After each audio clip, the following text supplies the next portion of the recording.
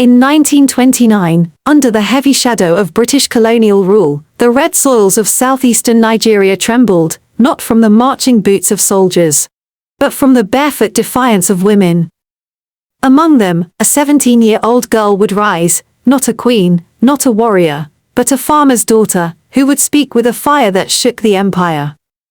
Her name was Adaugo, daughter of the eagle.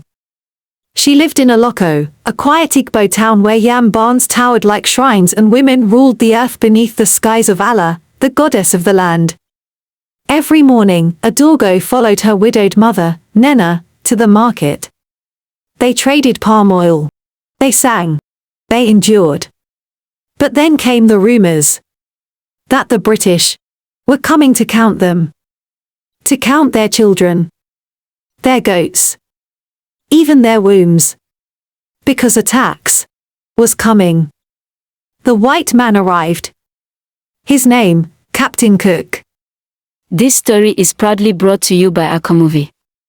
Please subscribe to my YouTube channel at Akomovie for more updates. He brought not just papers and pens, but power and permission to oppress. Flanked by local warrant chiefs, they approached the market square. He pointed at the women and said, "Start with them."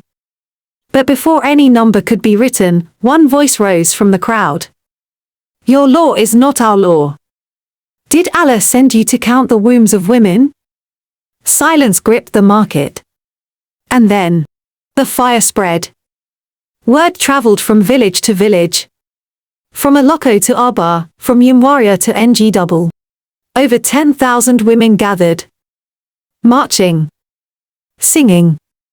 Sitting on the man. They brought no guns. Only palm fronds. Carved staffs. And songs from the ancestors. The white man counts our breasts.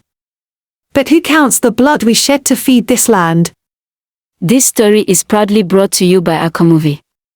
Please subscribe to my YouTube channel at Akomovie for more updates. Then came the bullets. The British fired on the crowd. In Opobo.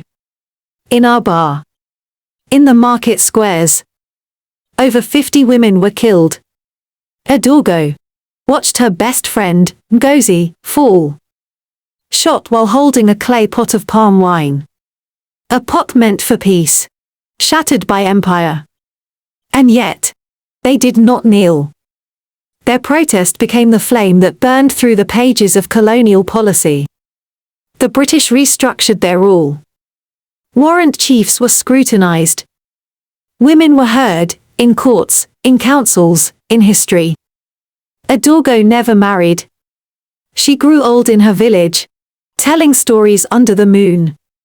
But every girl who raised her voice, every daughter who stood before injustice, carried the spirit of the eagle inside them. She was the girl who dared the taxman. And in doing so, she shook the world.